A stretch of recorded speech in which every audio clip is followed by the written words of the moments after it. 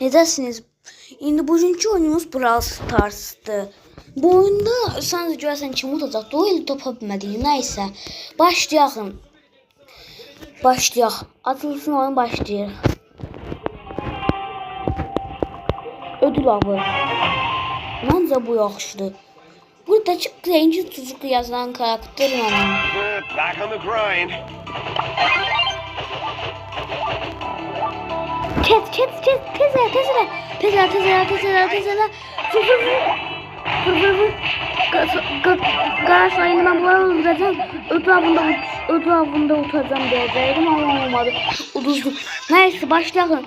Ağzımız takım 4-20 almaz. O bir takım 9. Tezler. Vur. Tezler vur. Tezler vur. Öldür onu. Ayda 10 oldu.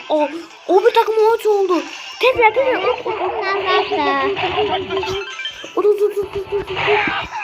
Hani bizim takım. Senin tokat dedim size. Tezler. Ayda. Bir takım oldu. O bir takım 15 oldu.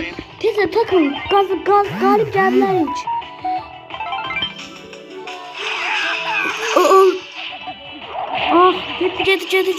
Cedir. 13 oldu. O bir takım 15 oldu.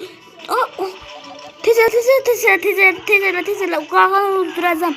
Can lazım tezler. Ayda. Maç bitti de. İyi. Bakalım insanım da. Sen saçma batı. Ben burada YouTube